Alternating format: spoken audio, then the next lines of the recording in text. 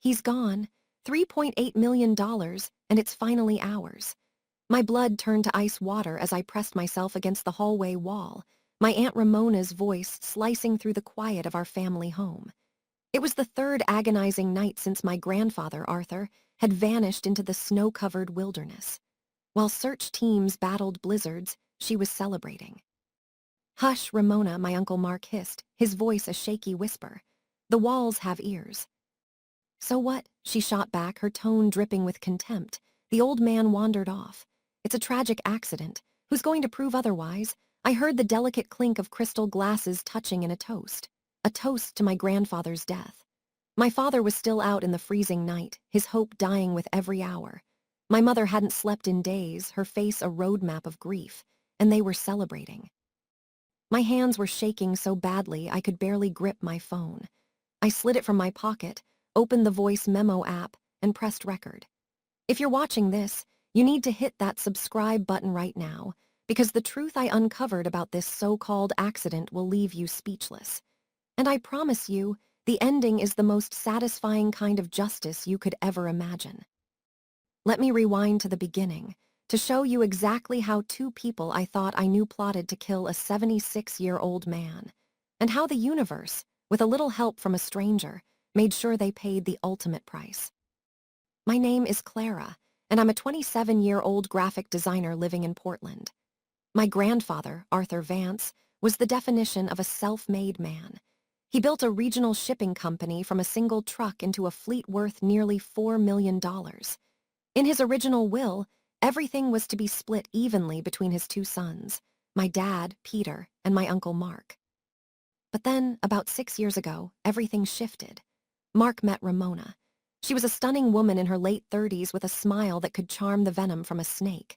She moved through our family like a warm current, cooking Grandpa's favorite meals, driving him to appointments, and even learning a few phrases of Italian to connect with the heritage he shared with our late grandmother. At first, we were all fooled. We thought she was a blessing. But I've always been observant, a professional people watcher. And last Thanksgiving, I saw the first crack in the facade. I was passing by Grandpa's study when I heard Ramona's voice, stripped of its usual honey. "You need to push him," she insisted, her voice low and sharp. "We deserve more than half. We're the ones here running his errands, managing his life." Mark's reply was a mumble of protest. "He's 71, Mark. We can't wait forever." "What has your brother ever done to earn half of this?" I stood frozen in the hallway, a cold dread settling in my stomach. It wasn't just the words, but the tone, calculating, merciless, as if my grandfather was a problem to be solved, not a person to be loved. From that moment, I watched her like a hawk. I noticed how she'd always find a reason to interrupt when my parents visited. A sudden doctor's appointment. An urgent call. It was a slow, deliberate process of isolation. But before I could even voice my concerns to my dad, the first major blizzard of the year hit, bringing with it a perfect storm of evil. In early December, Mark and Ramona invited Grandpa for a weekend at a rented cabin in the Cascade Mountains. They said they wanted to experience a true winter wonderland. My parents weren't invited. "It's just a tiny place, only 2 bedrooms, Ramona explained with a rehearsed smile. "Next time we'll all go." I watched them drive away that Friday morning in Mark's dark gray SUV. Grandpa waved from the passenger seat, his smile so trusting, so full of life. I didn't know it then, but that smile would vanish for a week. Something, maybe intuition, made me snap a photo of the car as it pulled away. That grainy photo would later become a critical piece of the puzzle. On Sunday afternoon, my parents' phone shattered the quiet of our home. I was in the kitchen with my mom when we heard my dad shout from the living room. "What? That's impossible." His face was ashen when we ran in. "Dad is missing," he stammered, the phone dangling from his hand. "Mark just called. He said Dad went for a walk alone this morning and never came back. The police are searching." My mother gasped, a hand flying to her mouth. In a blizzard, why would they let him go out alone? My heart hammered against my ribs. The vague fear I'd been carrying had just become a horrifying reality. Mark and Ramona showed up at our door within the hour. Mark's eyes were red-rimmed, his clothes damp with melted snow. Ramona looked exhausted, but her eyes were dry, completely unnaturally dry. "We've searched everywhere around the cabin," Mark said, his voice cracking. "Search and rescue is up there, but the storm." They said his chances are not good. My mom collapsed into a chair, sobbing. My dad stood paralyzed, gripping the back of a chair until his knuckles went white. I stood behind them, staring at Ramona. She sat on the couch, arms crossed, her gaze distant and cold.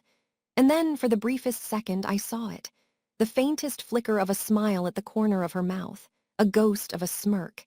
It was there and then it was gone, but I saw it. For 3 days, our family existed in a state of suspended animation. My dad drove to the mountains every day to join the search parties, scouring the frozen woods. My mom stayed by the phone, calling hospitals and shelters.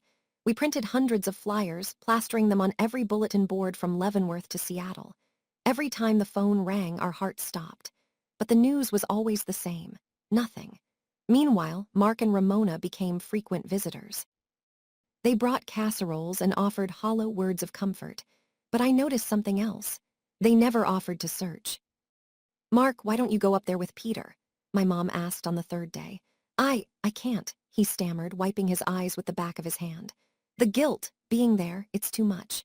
Ramona, sitting beside him, rubbed his shoulder and said quietly, "He's blaming himself so much. I think we all need to be realistic and start preparing for the worst." "Preparing?" my mom shot back, her voice sharp. "He's not dead." "Of course not," Ramona replied, her voice unnervingly calm. "Just being practical. Legally, if someone goes missing in a life-threatening situation after a certain number of years, the family can petition for a death declaration. We need to understand the process for the finances." The room went silent. My dad stood up, his face flushed with anger. "He's been gone for 3 days and you're talking about finances." Mark quickly jumped in. "She's just trying to help Peter." But I knew better.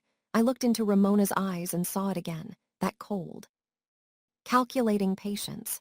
She was waiting for confirmation, waiting for the snow to bury the evidence. It was the 3rd night. Mark and Ramona were staying over. My exhausted parents had gone to bed early. I was lying in my room, staring at the ceiling, my mind replaying every strange detail when I heard it. A muffled laugh from downstairs, followed by the clink of glasses. I crept out of my room and down the stairs, my heart in my throat. A sliver of light escaped from the living room. I inched closer and pressed my back against the wall. "He's gone. $3.8 million, and it's finally ours." Ramona's voice was clear and triumphant. "Hush, Ramona," Mark pleaded. "So what? It was an accident. The old man wandered off. Who's going to prove otherwise?" There it was again. The toast. My hands trembling violently, I pulled out my phone. I opened the voice memo app, hit the red button, and held it as close to the doorframe as I dared. I recorded every single word. "But what if they find him?" Mark's voice was trembling. "They won't," Ramona stated with chilling confidence. "A blizzard like that in the middle of nowhere. He's probably buried under 6 feet of snow by now. By the time the thaw comes, there'll be nothing left to find. Stop being a coward." "I'm just scared Peter will figure it out." "Peter, he's a good man, but he's not a fighter. He'll never suspect his own brother. And Clara, she's a smart girl, but she has no proof. We've been too careful. We left no trace."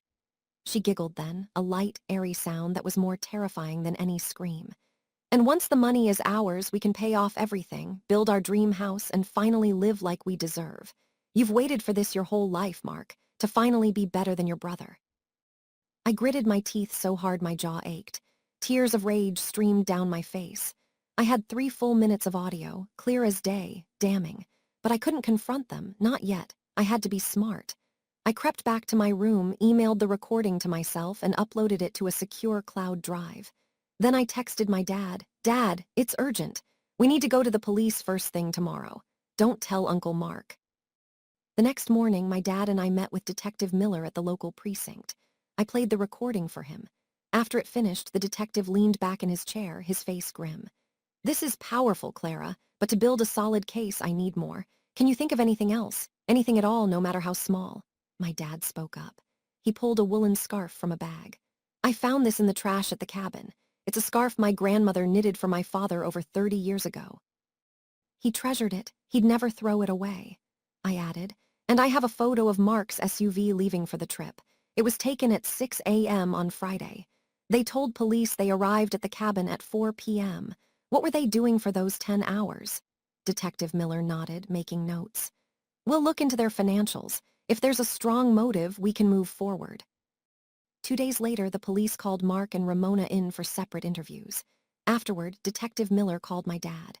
We've got multiple contradictions in their statements. Mark said your father left at 6 a.m., Ramona said 5:30. Mark said he was wearing a blue coat, Ramona said red. More importantly, when we asked about the scarf, Mark claimed he knew nothing about it. Ramona said your father had wanted to throw it away. They're lying, my dad said, his voice tight. They're definitely hiding something, and we found their company is over $600,000 in debt. Their house is facing foreclosure. The motive is undeniable. He paused. But without a body, a murder charge is a steep hill to climb. On day 5, my dad returned to the cabin with a private investigator. They found another crucial detail: footprints. 2 distinct sets of prints led from the cabin into the woods, but only one set returned. The investigator explained, "Your father didn't go for a walk alone. Someone went with him. That person came back. He didn't." My dad photographed the prints and sent them to the detective. Then a breakthrough. A neighbor of Mark's, a woman named Mrs. Evelyn Reed, contacted me through social media. She had information. We met at a quiet cafe. She told me, "Honey, your aunt said something to me a few weeks before they left. She said, I wish the old man would just hurry up and die so we could finally have a life." I thought she was just frustrated, but now I'm horrified. My heart pounded. She said that. Yes, and I saw her buy a book about wilderness survival. I asked her about it, and she said she wanted to learn how people get lost and succumb to the elements in the snow. It seemed so odd. I took a written statement from Mrs. Reed and asked her to be a witness. That evening, Mark and Ramona came over. They were still blissfully unaware of how deep the investigation was going. When my mom brought out the wool scarf and asked about it, Ramona's reaction was chillingly casual. "Oh, that old rag. Arthur said it was itchy and wanted it gone. I was just helping him declutter." "That's a lie," my mom cried, her voice breaking. "He would never part with this." Ramona just shrugged, her face a mask of cold indifference. "Believe what you want." "I'm just telling you the truth." That was it, the final straw. I couldn't hold it in any longer. I pulled out my phone. "The truth," I said, my voice steady and cold. "Let me play you the truth." I pressed play. "He's gone. $3.8 million, and it's finally ours." Ramona's own voice, dripping with triumph, echoed through the room. The color drained from her face. Mark shot up from his chair, his eyes wide with terror. You recorded us." "I recorded everything," I said, "and it's already in the hands of the police." Ramona shrieked, "That's illegal. That's an invasion of privacy." I shook my head. "Washington state law allows one-party consent, and you were in my parents' living room." "There is no reasonable expectation of privacy when you're conspiring to commit murder." My dad stood up, pointing a trembling finger at Ramona. "You're going to pay for this." Mark just stood there, his face a mixture of terror and despair. Ramona glared at him, then stormed out, screaming for him to follow. But for a moment, he just stood there, looking lost. Day 7, 1 week after he vanished, a miracle happened. My parents and I were sitting in a daze, watching the news, when the doorbell rang. I opened the door and my legs nearly gave out. Standing there, gaunt, with an overgrown white beard and tattered clothes, was my grandfather. His eyes, though tired, were still bright. Next to him stood a rugged man in his 50s with a heavy coat and a large backpack. "Clara, sweetheart," Grandpa said, his voice raspy. "I'm home," I screamed. My parents came running. My mom collapsed into his arms, sobbing uncontrollably. My dad hugged him so tight I thought he might break. "Dad, you're alive, you're alive," he kept repeating, his voice choked with tears. Inside, as Grandpa warmed his hands around a mug of tea, the stranger introduced himself as Frank Gallagher, a retired Forest Service ranger. Grandpa began to tell his story. "That morning, Ramona woke me before dawn, said I had to go out and see the sunrise on the snow. I put on my coat and my old scarf. Mark said he'd grab the camera and follow in a minute. I walked a few hundred yards into the trees. Then I heard Mark's voice calling me from farther in. 'Dad, go a little further, the view is better up here.' I followed his voice, but he kept moving away. Then the blizzard hit with full force. I couldn't see a thing. I tried to find my way back, but I was lost. I fell down a ravine and the snow covered me." My mom gasped. Frank then spoke. "I was checking on an old emergency shelter I'd built years ago. Found him half frozen, barely conscious. I dragged him inside. He had severe hypothermia, couldn't move for days.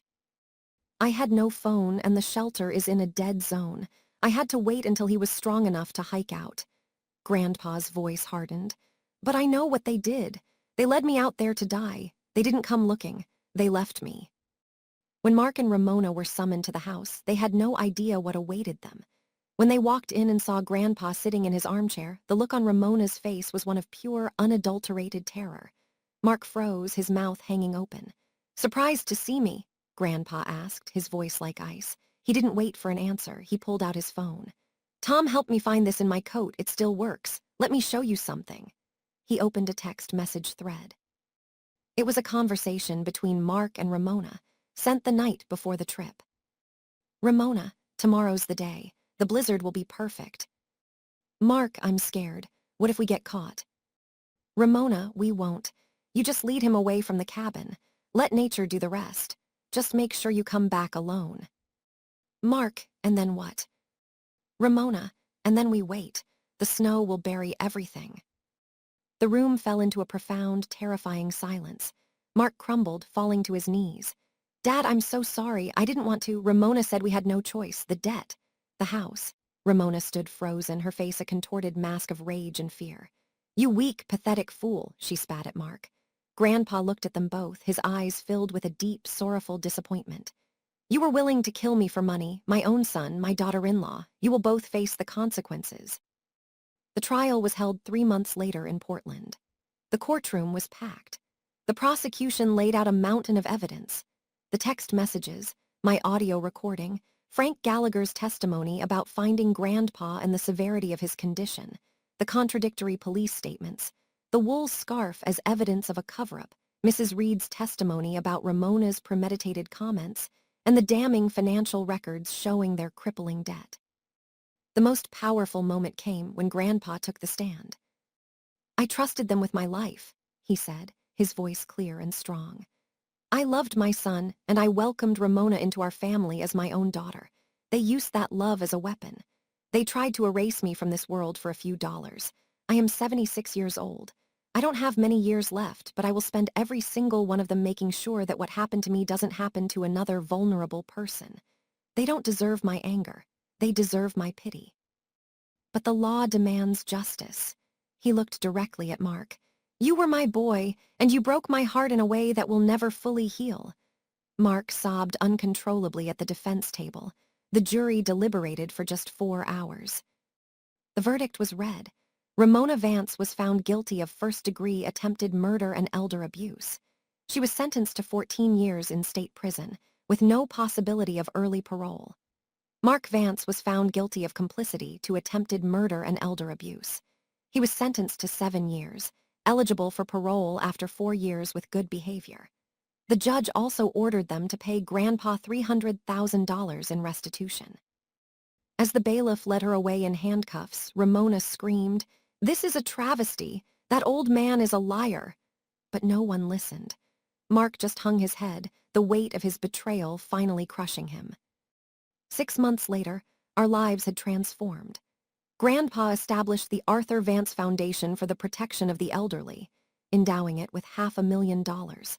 Its mission is to provide legal aid, public education, and support services for seniors facing abuse, neglect, or financial exploitation. My parents now run the foundation full-time. I volunteer there on weekends, helping with their digital outreach and designing educational materials. In its first year, we helped over 150 seniors reclaim their lives and their dignity. Mark writes letters from prison. They are full of remorse. He's learning a trade and has joined a rehabilitation program. He asks for forgiveness but says he understands if it never comes. My dad has visited him once. He came back and said, he's broken, but he's finally becoming the man he should have been. Grandpa hasn't visited, but he reads the letters. Time will tell, he says. Forgiveness is a journey, not a destination. As for Ramona, her appeals have been denied. She shows no remorse, and Grandpa has made it clear he will fight any attempt to shorten her sentence. One quiet evening, sitting on the porch with Grandpa watching the sunset, he turned to me and said, "You know, Clara, I almost let this make me bitter. But then I realized the best revenge is not just survival. It's using my second chance to build something good, to protect others. That's what truly defeats the darkness. I leaned my head on his shoulder, the old, familiar scent of him finally home. True family isn't just about blood. It's about the people who show up, who fight for you, who love you without condition. People like Frank Gallagher, a stranger who became a hero. And it's about choosing, every day, to let love be stronger than hate. If you or someone you know is experiencing elder abuse, please call the National Elder Abuse Hotline at 1-800-677-1116. You are not alone, and speaking up is the most profound act of love. If this story moved you, please hit that like button and subscribe to True Drama Chronicles for more incredible true stories. Share your thoughts in the comments below. Would you be able to forgive a family member who did this? Let's start a conversation.